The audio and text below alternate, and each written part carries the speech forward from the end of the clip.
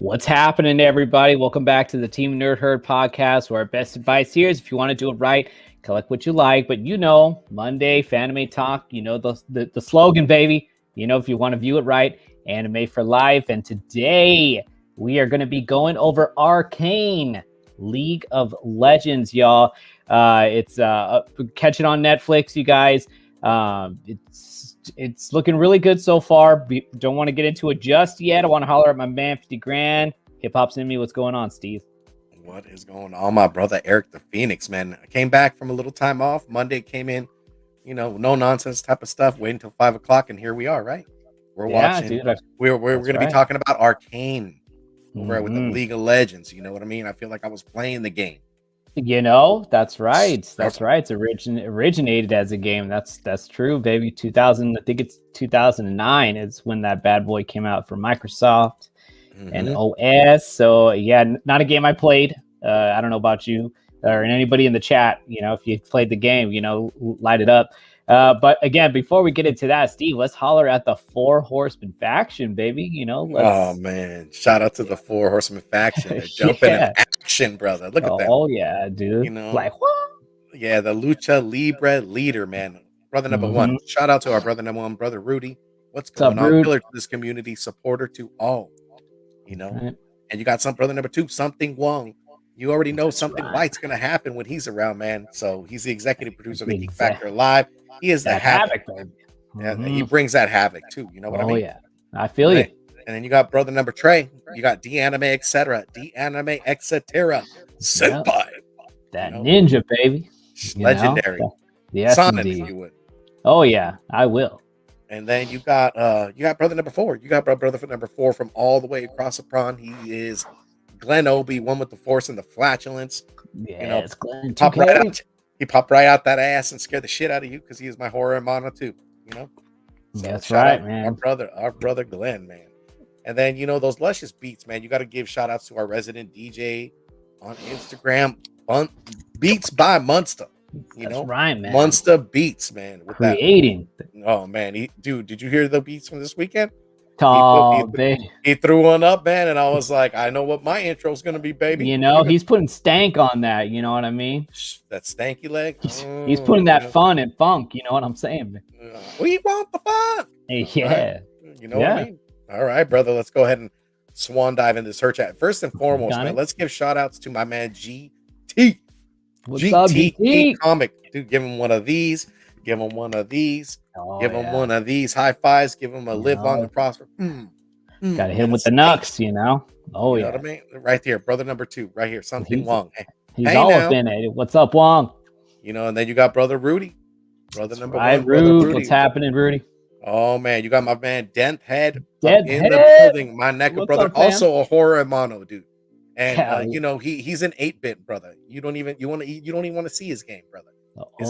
His games are being played, my brother, all day, day.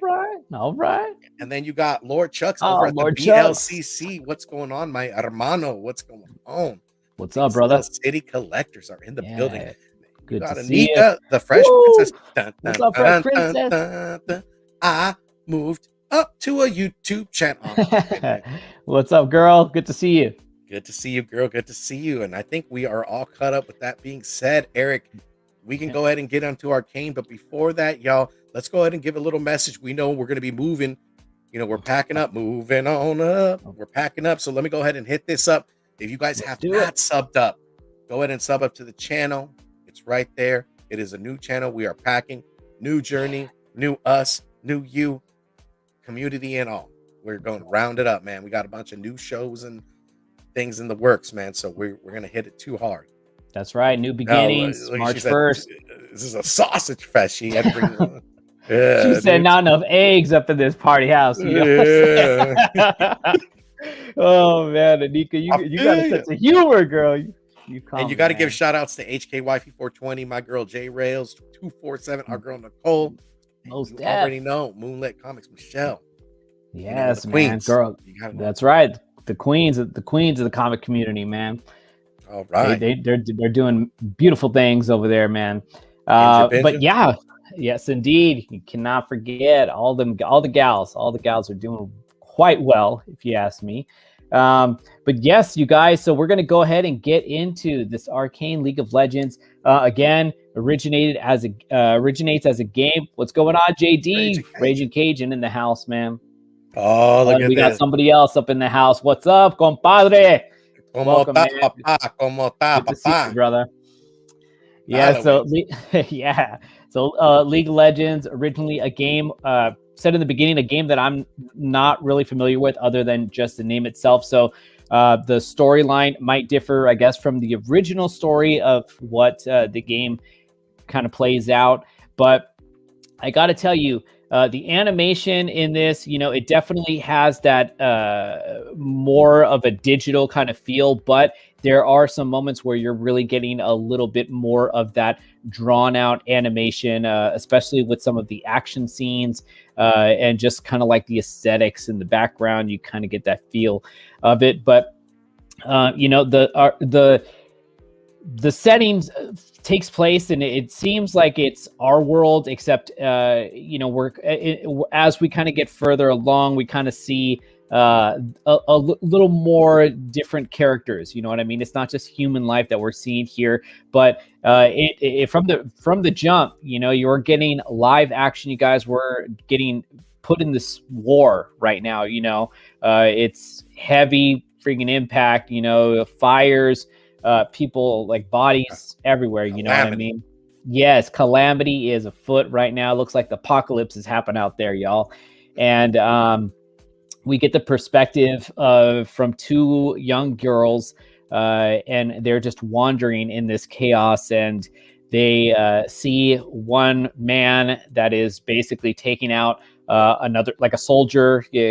These guys are wearing gas masks, like they're just looking like Apocalypse Now or something like that, and so it's pretty brutal. But we see that the man, at first we think that he's kind of a villain, or at least from my perspective, I felt that he was, but couldn't be farther from the truth. It turns out that he's these two girls, their savior, and he picks them up and he takes them away from the battlefield as they're kind of walking away from what it seems like their parents, what it might seem, or their loved ones' corpses. So they're just dead, and so there kind of sets the premise for the journey that we're about to take with these girls, you guys. And it really does take place in a world where we have an upper level, you guys, where the upside, where the Piltover is the name of the upper, area of where the up in the hills, you know what I'm saying? The rich, high, the wealthy, high society.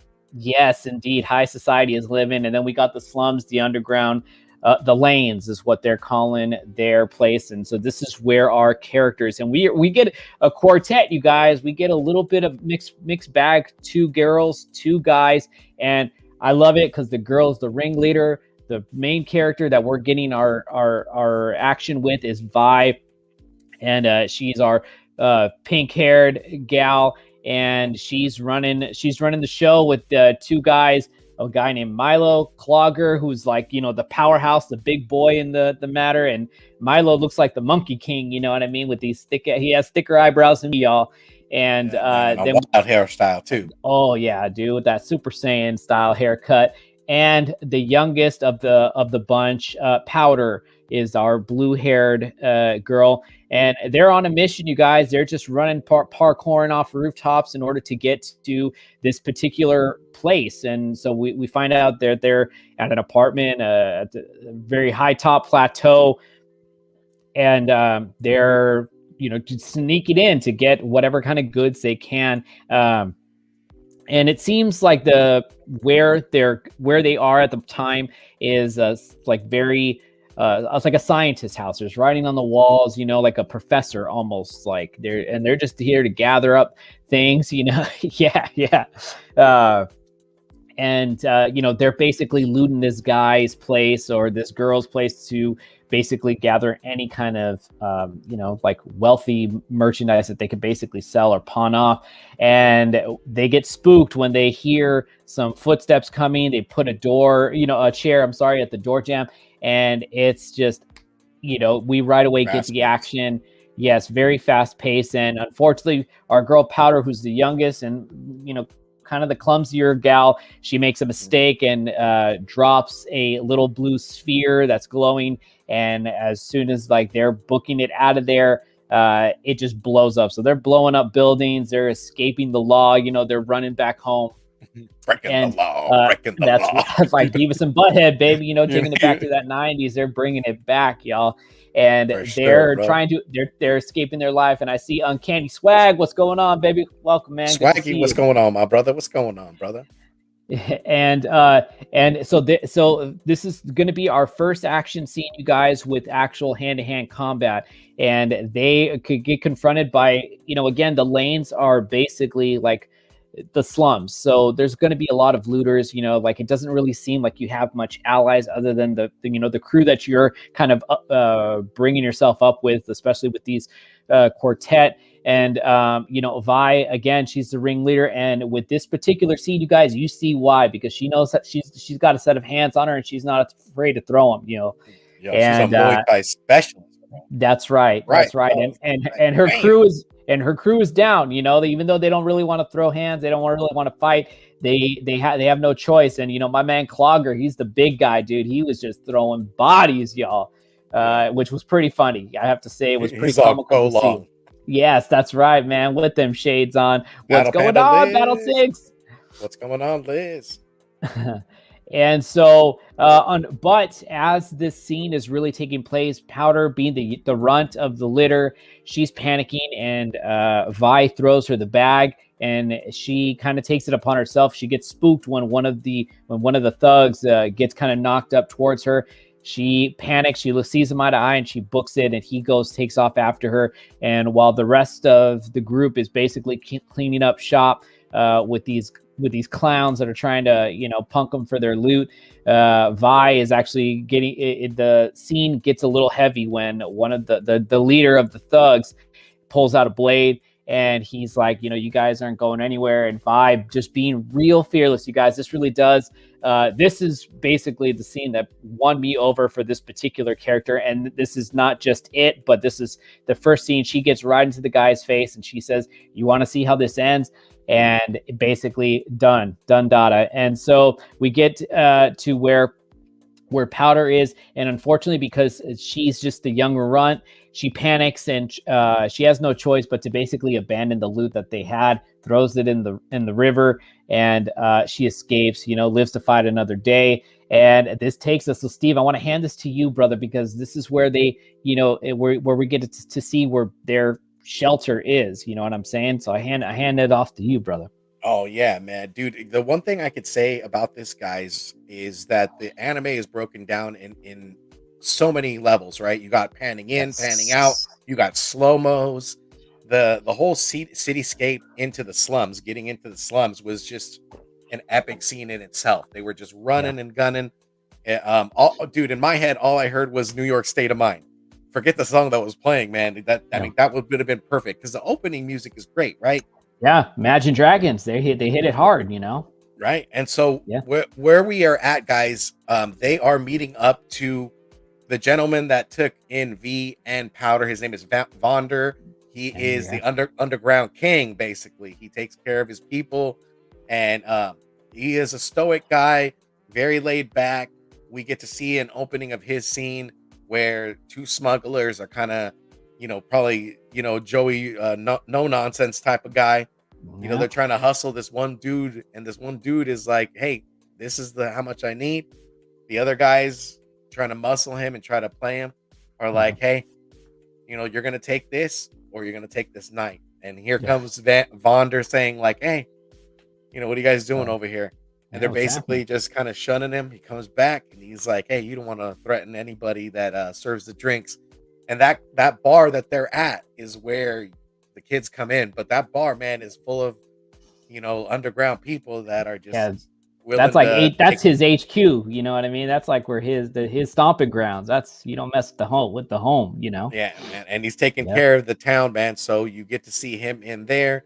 You also get to see dialogue between, like, it's kind of like an adopted kind of father to daughter, you know, because you know, word flies fast. He's already got word that there was an explosion. There was a whole lot of, you know, running going on. and Yep. there were 4 kids, so he's already puts 2 to 2 together. Vi is a little fire, like a firecracker, man. She just does not want to, she's wanting to prove herself, but like she's also like she's the older sibling of these other kids, man. So they Yeah. look up to her. She is the like the head. She is the leader. Yeah. So Yeah. in so many words, Vander tries to talk to her in like basically these kids look up to you. You got to watch out for them, because if something happens, then what? Something could have Yeah. happened back then, so you got to really think with your head Right. and not your ass. Yeah, So definitely not that ass. What's up, Alonzo? Lita. Alonso, what's going on? Cyclops, what's going on, my brother? So we basically get this dialogue between, father and daughter, somewhat, Mhm. and basically that's what happens. I mean, there is also, kind of a breaking down. Where did you get all this information? And where we get little man, little guy Yeah. is basically where they got Yes. tipped off to all these goods, to where they got at. So what does Vander do? He goes over to the place where little man works. It's called Benzo's. It's basically a Yep. pawn shop for Yeah. the underground. They Hmm. basically have dialogue, and in that dialogue, you already start seeing murmurs and the streets kind of getting rowdy. Like there Yeah. is 2 cops that are coming in. They're basically looking for the people that have stolen these goods, Hmm. and basically this one older woman who is like probably a captain is Great. kind of And talking. yeah, yeah, great. I don't mean to interrupt, but Grayson, and Oh, just to please. kind of paint the picture of what this girl looks like. I don't know if y'all seen Shrek 2, but she looks like the ugly stepsister. She Oh, looks like yo. she just looks, she has very manly looking features. But she's a chick, and so She she hit. has I was gonna say she hit yeah. every branch of that ugly tree on the way down. You know what I mean? Yeah, yeah. Unfortunate, but she has a relationship with Vander, right, Steve? I mean, there's something. There's a Uh, respect there. yes, there is a mutual respect there, because she lives in the hills, and so she's trying to enforce, but she knows that Vander has a heavy influence in the lanes. It's basically his turf. Everybody respects his word there, and so she's like, listen, so we need an example up top. Unfortunately, so we know that it's come from here. You know what I mean? And so, you're my biggest informant. I trust you, but I'm going to give you this little canister, and this only leads up to me. So you got to. I need to hear from you. If you change your mind, because someone has to be an example. And he's like, well, I can't. I'm not going to give you like my own. You know what I mean? So. I'll be in touch. Basically, is how this conversation goes. And we really are getting the perspective of just how corrupt it almost feels like this world is, and you really have an influence of power with just different people from society within this world. And we also get a little bit of the buildup of a villainous figure. You guys, we got Silco, and he's an ominous looking man. He's got kind of like a glass eye, if you will. And he's a very slender looking dude, but he is working on something. You guys, he's got this some like a Serum. scientist. Yes, he's got this serum. It's like freaking steroids, on steroids, mixed with some purple drink up in there. And Some they're diamond working pep. on that's right. They're working on something, and they're testing it out on like lab rats, y'all. And so they're basically beefing up, rodents to defeat, those skinless cats, So they're working on something, and so you could tell that there's something brewing. There's something building up here. And so, I mean, honestly, I feel like that does take us into kind of episode 2. And what episode 2 is where we're starting to get more of the bigger picture, because now we're starting to see different perspective from the explosion. Now we're going to see what's going on up top, you guys. And so the apartment that the quartet had snuck into was a scientist guy, goes by the name of Jace, and Jace was working on something big. And Unfortunately, because this is something that the Academy of Pitover, they were not necessarily looking for. There's certain things that you can experiment with, and there's things that are authorized that are illegal. And so, while they're going to do this investigation, they see that he does have some, illegal things. So, unfortunately, he's got to get taken into the council where he has to basically answer for, his experiments and what he's doing. And there is a guy. Now, this is where the world, how I said I think you think weird. it's all humans. You think it's humans, but then there's other life here, you guys, and there's a little kind of cat-looking figure, and Like a I snarf believe, looking figure. yeah, Snarf from freaking Thundercats, and I think he goes by the name of Professor Himmendigger. Himmendigger, I think his name is, and so he, he's like the head honch in the scientists, freaking, I don't know what you want to call it, but in the Academy, League of Legends. yeah, the League of Legends, and so he warns Jace, listen, I know what you're doing, like I know what you're trying to do, and I don't advise it. Like you're trying to use science to create magic or to manipulate magic, and that's not something that we're doing. That's not like it's been done in the past. It's kind of been something that's bigger. Almost, that's what it sounds like. Heimendigger, but he he is basically telling him, look, this is what you're gonna say to Lord Chuck says comic digger. Yeah. Well, he might be that geeky scientist that does the same, bro.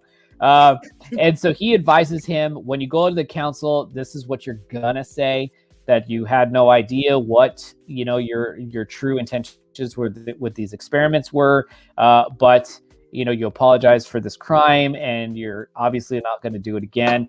And when we do get a little bit of a split scene from this portion of his perspective, we get to see where we get a little bit of a look on back to the kids' point of view, and just kind of what's going on with them.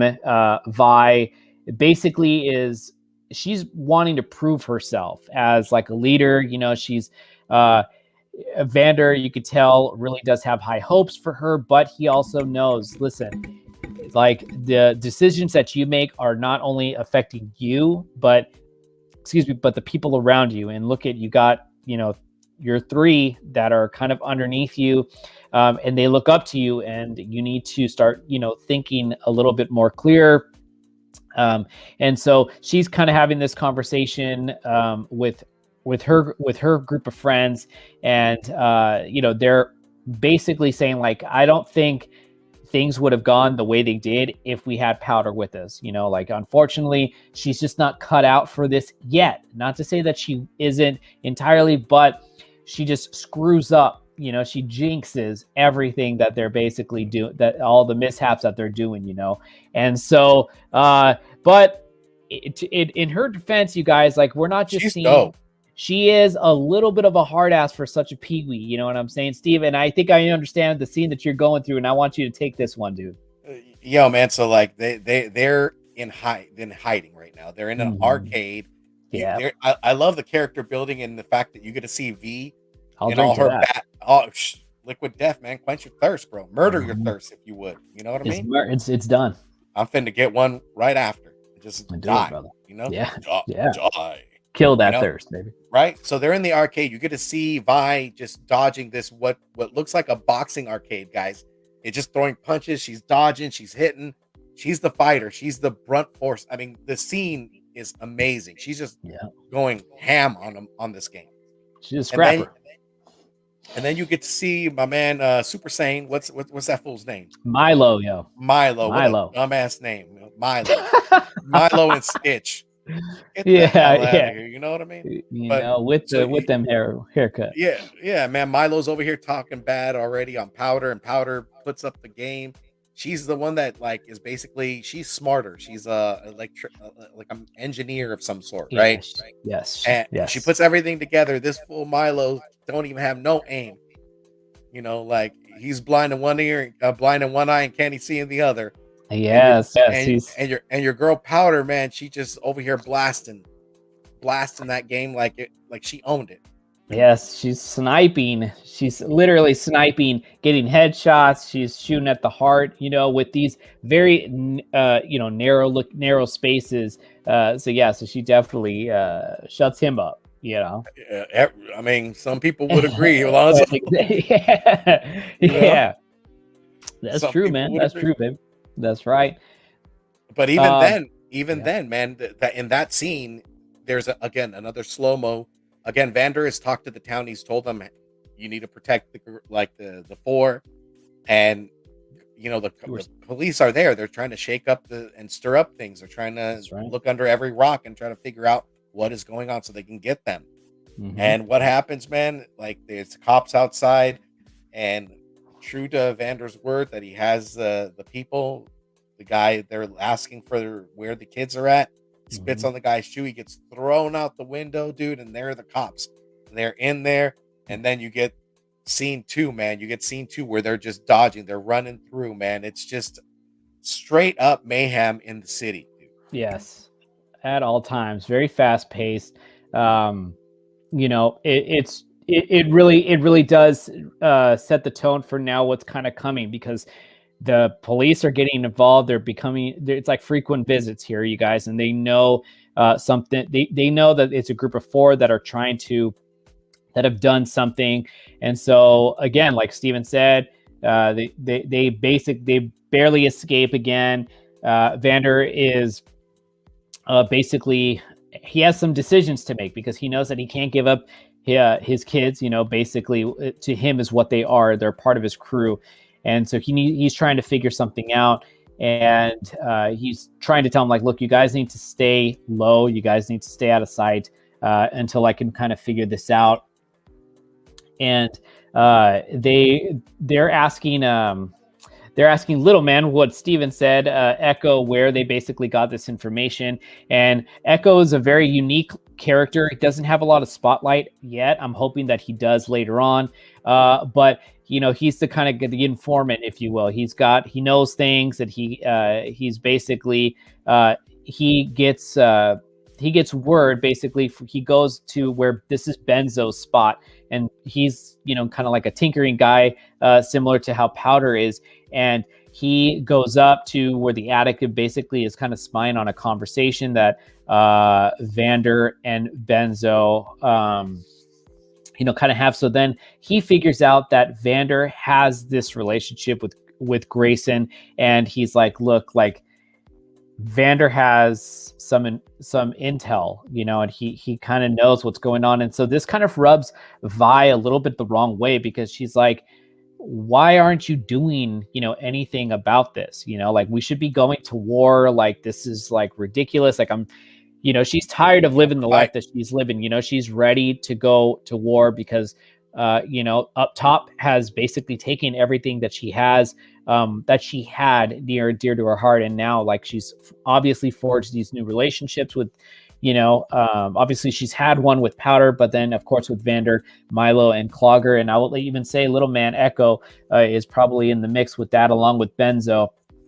And so, Vander is like the very fatherly looking figure, and giving fatherly advice, and he's saying, like, you're willing to fight for the people that you love, but are you willing to lose the people that you love in the process? Because they're looking at you as the example. If you go to war, they're going to go with you, and not all of you guys are going to survive. And so this now takes us to the council meeting where Jace is at. And we have a very unique looking characters of what the council are. I mean, there's a guy that, he looks like he's from Star Wars, the droid district. He's one of the council members, Straight up, dude. Yeah, we got Comic Digger, whatever that little cat's looking, name is. We got Elora. She's a very beautiful, looking character. We have another patron who basically is Jace's, like, I guess you could say sponsor or patron. That's like who he's kind of underneath, I guess you could say, right, Steve? He had also what it is that when they were investigating his crib, with the explosion, he was there searching, and he said, "You're onto something." And I don't necessarily disagree with it, so I'm gonna see what happens. And this was a crazy scene because like as he was told to kind of just say this, he doesn't. Like he says he was basically trying to merge magic or create magic, and science, that it's unheard of. Yeah, mixed with science, and they're basically telling him like enough, like you're done. Yeah. And but he while in doing so and in saying that, like he really does kind of get, you think that he's going to get the whammy, but the leader of the scientists, he kind of like sees reason a little bit more, and though it seems like the only people that are entitled to speak are obviously the council members and then the person that they're basically on the stand, and Jace's mother actually requests to speak. Request is granted, and so the professor agrees with his mother and says, like, you listen, like, this is what we're gonna do, because obviously we can't banish him out from Piltover, which is originally what many of the council members wanted to do. He says, but I think a better course of action would be to have him handed over to the care of his parents, but he can never set foot in the academy again. So that for Jace, a major science enthusiast, and really has his life work on the line, that's basically like banishment for him anyway. And so he gets let off, and so all the council members agree. However, there is one member, not a council member per se, but going back to what Steven is saying, he was there when they were confiscating all of Jace's equipment, and so there's something to him, and this guy's name is Victor, and he kind of sees what Jace is what he's trying to do, and he kind of agrees with some of the journal entries that he had confiscated and was looking at, and he's talking over with the professor, like, it doesn't seem like this guy is wrong, but the professor saying it's not that he's like necessarily wrong or right, but this is just a matter that we're not to be messed with. I've seen it. Cat's been living for 700 years, you guys, so he's lived. Boy's been around the block and then some. You know what I mean? Yes, indeed. And so he basically knows the way this story is going to pan out. And so, but Victor kind of sees otherwise. Like humanity's dream are endless. So he's thinking that he's going to go and talk to Jace, and right in the nick of time, because we do get some scenes where Jace is basically mulling everything over, has a conversation with his mom. He's still not happy, and he's just going back to the scene of his blown up apartment, and he's ready to basically like end it all, until Victor comes in and he says, "Hey, let's work together here, because I believe in your work. I know what it's like to basically work to a certain degree to get to, because this is how I got to my place. I came from the lanes and I worked my way up. So let's do this together." And so from the bottom, now we're here. That's right, baby. He's like, we're upstairs, baby. And so so the magic that they're trying to work on, he gives it a name. It's called Hex Tech, you guys. And so that kind of being said, we get more. Now we go into like where Silco's, what he's kind of planning, and he has one of the basically the leader of the thugs that were trying to take the loot that Vi and company had, and he's talking trash, major trash. He's threatening this kid, and he's saying he's talking to him about strength, and he's got that steroid drink, that double shot, and he's telling him, if you're ready, let's do this.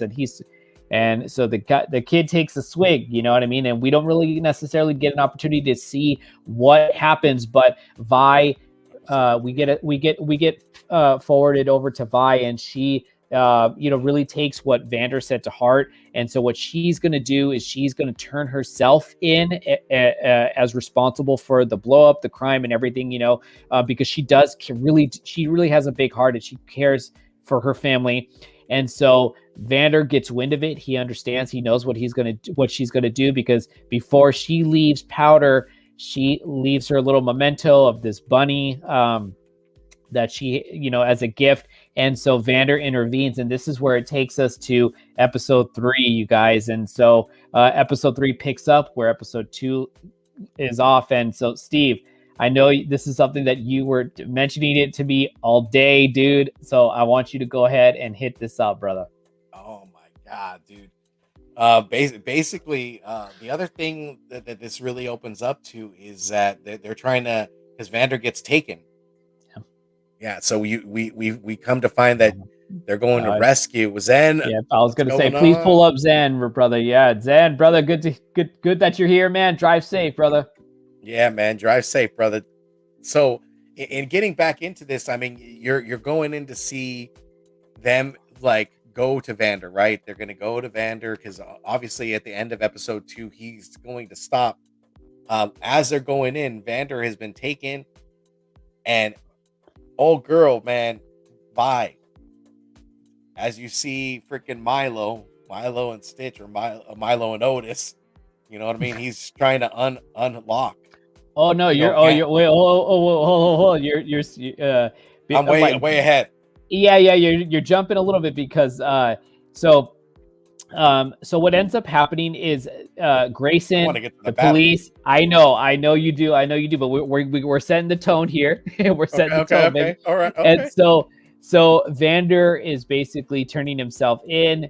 Grayson is, she's like, are you sure? Like, I feel like the underground needs you. You know what I mean? Like, you're basically their representative. And so, like, you shouldn't be doing this. Like, give me the girl, because they know Vi is behind this door. And so Vander's like, I can't do that. So he's gonna,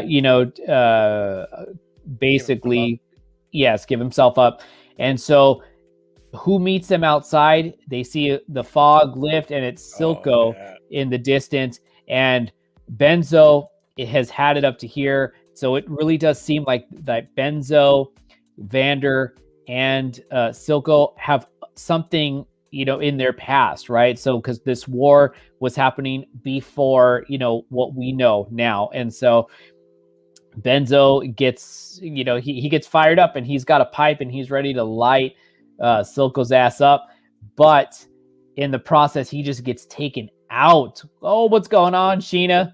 Welcome, girl. Good to see you. Oh, ¿cómo estás? What's up, What's going on, Robert? Look at, he's over here. Hola, hermanos de pastel de crema. You know what that means? That means he's giving us cream pies, dude. Oh yeah, you know?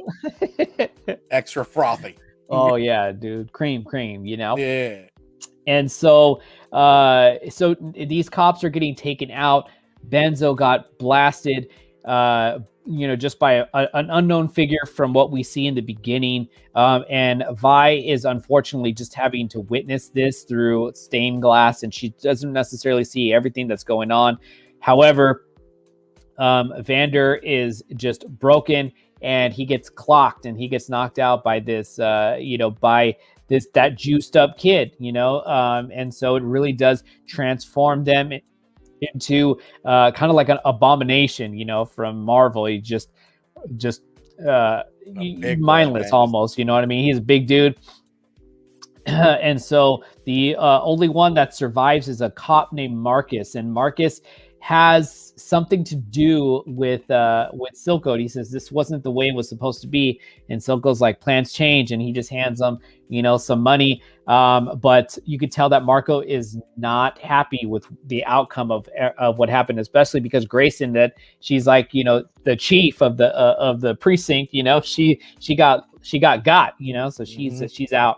And so now it's basically wartime, you guys. And so Vi gets out, and she goes back to HQ and is basically telling Milo and Clogger that things are going to happen, and they get wind of it also because they know, hey, I hear the lanes are going to war, and so they're preparing everything. Vi's getting her boxing gloves that are made out of metal. You guys, this is no play, no They're monkey play here, Vander's old. They're Yes, they're Vander's Vander's old mitts. They're his old mitts, and she's ready to put him to the test, you guys. And so this is where things really do end up taking off. We get from here, we get a perspective from the scientists, you guys. And so Victor and Jace are basically going in to the council, chambers, and they're going to go to the lead scientist's room in order to confiscate what they took from Jace. However, their plans get a little messed up because Elora comes in and she's like, "What are you guys doing?" And they're trying to play dumb, like, "Oh, this ain't my room," And so she tells them, "Listen," like she's listening to them, and Jace is a fast talker, and he says, "Listen, like this is something that is possible. I can do this, and if you just give me this chance." And she's like, "Well, I don't deal with promises, like show me proof.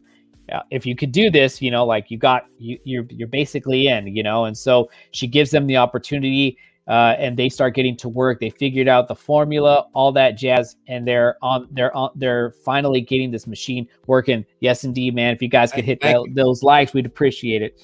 And so now this is where you're getting the almost the same scene, just from different angles, different perspective of what's happening, because now Vander gets taken back to Silco's lair. We find out further the relationship that Silco and Vander had. It seems at one time they were brother in arms, and that they may have had the same view for the future, especially with the lanes and how things are going on. Appreciate it, man. And so Silco is saying, you were the same, you were like me until you betrayed me. And we do get to see some flashbacks of Vander kind of choking Silco out underneath the water, and Silco getting stabbed. That's right. So it was just a big, heavy altercation. Vander gets stabbed up, and it's just it doesn't end well. It doesn't end well, especially for Silco, because Silco, he's basically got one eye and one glass one that looks pretty vicious, and so he is basically holding him captive. But he knows that his crew, the kids, are going to come after him. So Vi tells Powder, "Listen, you're not coming on this trip. I hate to say it, but you're not ready." And mind you, this entire time, Vi has been her biggest advocate, biggest supporter. But she just is like, "Listen, I need to talk you down to this one, because you cannot go here, because this might be my last, basically, time seeing you." So they get going.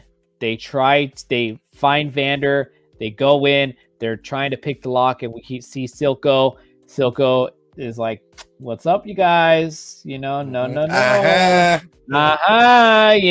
And now, with that being said, this is what I'm talking about. This is where Steven is just ready to, Oh, man, dude. So, you guys see her walking in with the freaking knuckle dusters, and she's walking. Yeah. She's like, I got to fight him. And Vander's like, "Don't do it."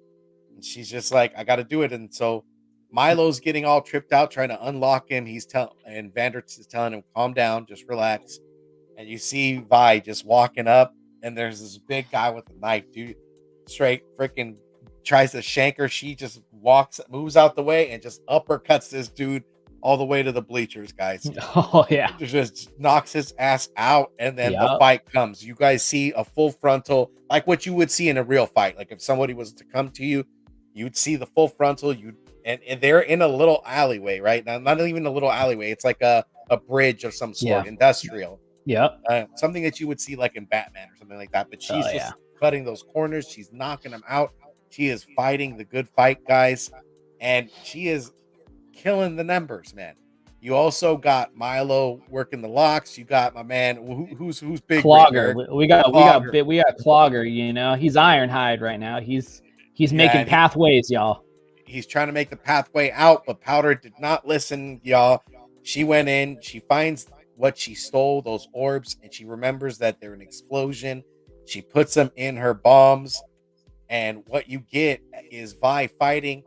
You finally get to see Vi get down with one of those guys that the head of the guys that got juiced up.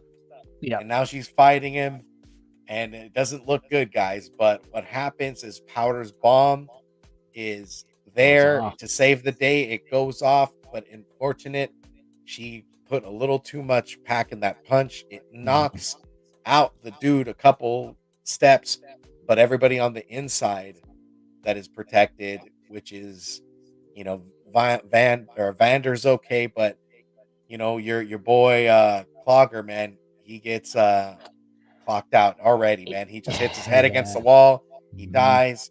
You know, Milo gets a pipe right through him, the bricks land on him, and you see Vi there just lying there, you know, in sheer disbelief of what's going on. And Vander comes up and just fights a good fight, and he's actually taking it to old juiced up boy, you know, with brass knucks on, you know, nothing but brass knucks, and this guy, he's taking it, man. He's taking him on.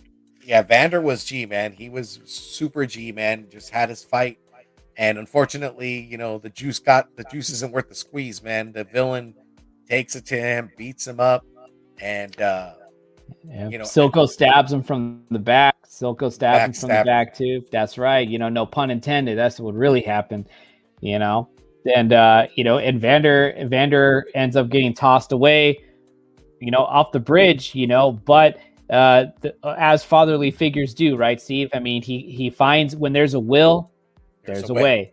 And so Vander finds some of that, you know, that magic juice, and he slurps some back, and he basically comes in for round 2, you guys. And this really, you know, since he's a large man, you know, big, stocky, burly fella, he gets even more beef caked up and just starts kicking some ass. He beats up that kid that's juiced up to save Vi. And unfortunately, you know, Vi is kind of like taken back, like kind of spooked, because she doesn't, you know, like never, obviously she hasn't seen Vander like that.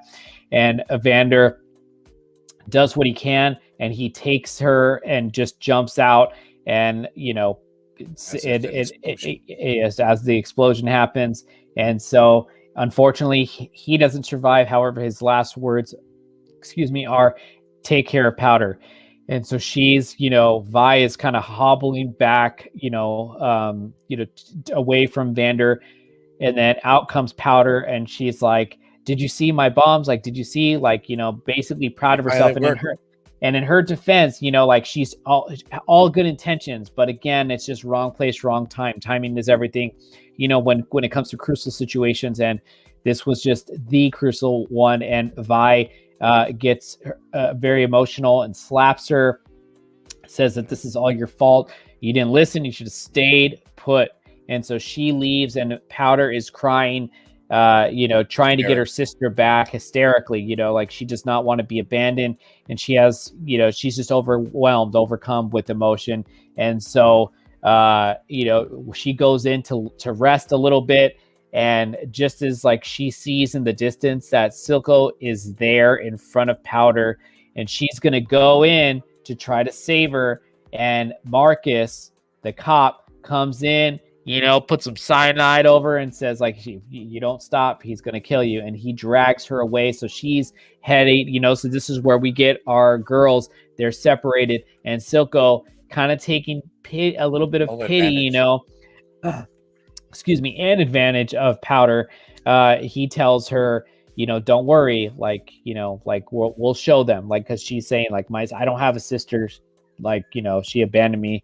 And so we do get to see a little bit of a change of color in her iris, because when this explosion happened, she was obviously close to the magic or the science, you know, magic, and so who knows what this might have done to her. And so this basically is taking us now, and I feel like for episode 4, Steve, that we're going to get a little bit of a time skip. Our girls are going to grow up some, and so I can't wait to dig into the next 3 episodes of this, you guys. It's a very short series so far, 9 episodes, so we're going to cut this in 3s, and we're going to get at this next Monday, you guys. This is something, Ooh, yeah. something good. What's going on, Inja? I wonder if she's in class right now, kind of listening in. She should be studying. She don't play by the rules, though. Yeah, she's got her own blade. She puts her own rules up, So you damn right. Yes. So what you guys. With that being said, this is so far. The story is pretty enriched. Again, I don't know if this has anything to do with the actual game, but from what we're getting so far, it is pretty good. Mm-hmm. I know. Don't end it now. I'm sorry. Sorry. I know. But yes, you guys. So I would say this is definitely worth the watch, especially if you guys are fans of the game. I hear that at one point, it maybe even still, this game has a big following. I know a lot of cosplayers do the Vi and Jinx cosplay, so they're heavy into it. But yes, you guys, if you guys are interested, definitely give this a watch. Let's see, I need to watch this. The breakdown got me. Yes, Zen. It's pretty good, man. My man Zen, he's doing beautiful things with games over there, man. Deep conversations. I love it, I'll say word. Oh yeah, Zen, yeah, man. Zen's got it going on over there. So you guys, we appreciate, you guys listening in to this kind of first half, or I guess you could say thirds of this Arcane, the League of Legends.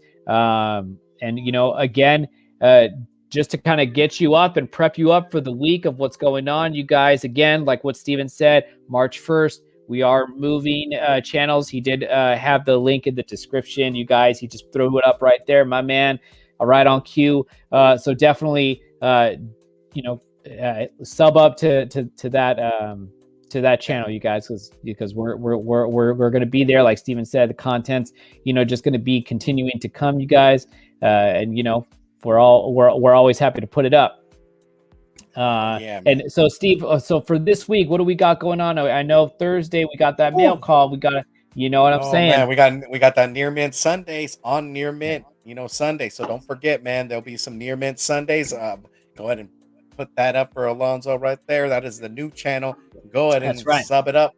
But also, so tomorrow we got Comic Lovers. So we got a new edition of Comic Lovers for the comic horror in you.